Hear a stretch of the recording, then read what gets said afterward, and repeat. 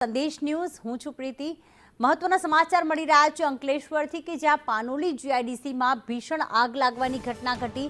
સ્ટરલાઇટ કંપનીમાં લાગેલી આગ પર આખરે કાબુ મેળવી લેવામાં આવ્યો છે તો કંપનીમાં આગે વિકરાળ સ્વરૂપ ધારણ કર્યું હતું। 5 ફાયર ફાઇટરની મદદથી આગ પર કાબુ મેળવી લેવામાં આવ્યો છે। સ્ટરલાઇટ કંપની છે અંકલેશ્વર પાનોલી જીઆઈડીસીની કે જ્યાં ફરી એક વખત આગનો બનાવ બન્યો છે।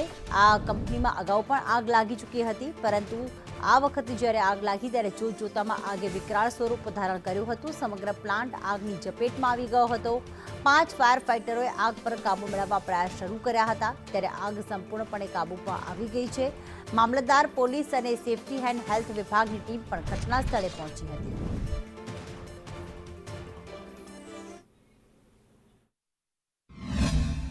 આજરોજ અંકલેશ્વર તાલુકાના પાનોલી જીઆઈડીસી વિસ્તારમાં પ્લોટ નંબર 3405માં સ્ટરલાઇટ કેમિકલ કંપનીમાં અચાનક આગ રાત્રિના 12ની આસપાસ લાગી હતી।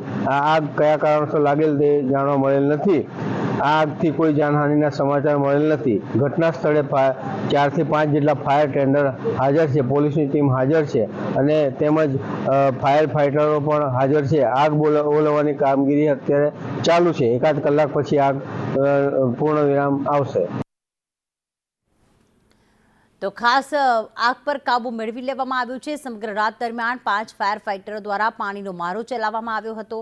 આગ એટલી વિકરાળ સ્વરૂપ ધારણ કર્યું હતું કે બેકાબુ બની હતી કે આખો જે પાનોલી જીઆઈડીસીનો જે પ્લાન્ટ છે તે આગની ઝપેટમાં આવી ગયો હતો। આપ જોઈ રહ્યા છો કે આખી જીઆઈડીસી એટલે કે બિલ્ડિંગમાં આગ લાગવાની ઘટના બની છે। પ્લાન્ટ આગની ઝપેટમાં આવી ગયો છે। સ્ટરલાઇટ ઓર્ગેનાઇઝમાં આ આગ લાગી હતી। સ્ટરલાઇટ ઓર્ગેનિક્સમાં આ આગ લાગવાની ઘટના બની હતી, જે અંકલેશ્વરના પાનોલી જીઆઈડીસીમાં આવેલી છે।